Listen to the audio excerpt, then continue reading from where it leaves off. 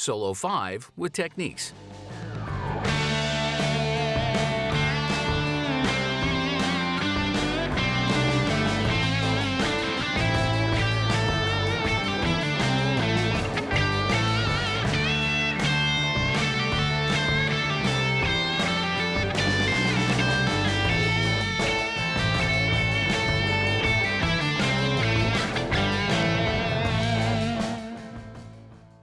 In this solo, you'll practice combining each of the shapes with all of the previous techniques, so now it's extra important to always try to visualize the shapes even when practicing the techniques.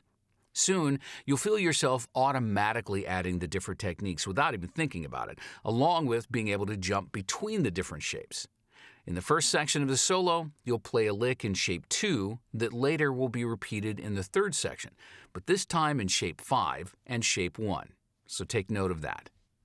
Let's start with section 1 of this solo, where you'll combine 3 shapes as well as vibrato, hammer-on, and pull-off techniques.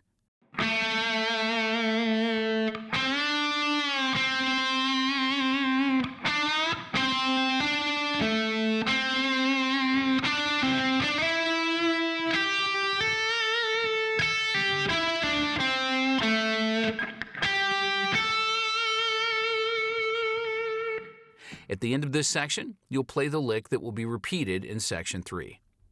Just like before, the longer notes become more exciting with added vibrato, and when jumping between notes in some faster sections, it's usually a good idea to add some hammer-on and pull-off techniques to make those parts more fluent and easier for your picking hand. In the second section, you'll play in shape 2, adding quarter tone bends, pull-offs, and hammer-ons like this.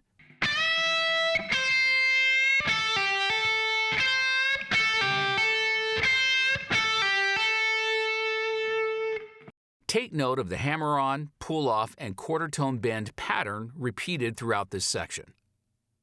Now, in the final section, you'll play a one-string sequence moving through shapes 2, 1, and 5.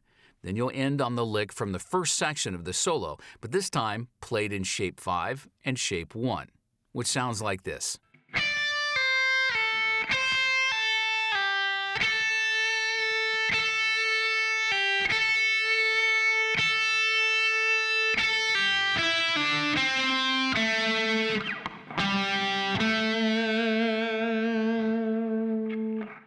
The pull-offs used in this section create a better sense of flow through the solo, especially on the one-string section.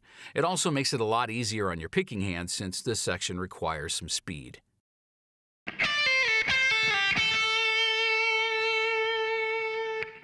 Now, let's play through the complete solo, paying special attention to the essential techniques being used.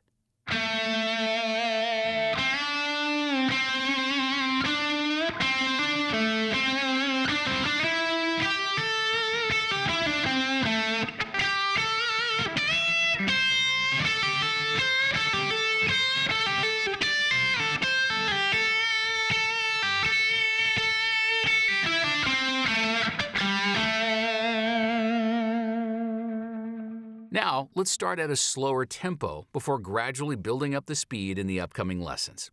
Good luck.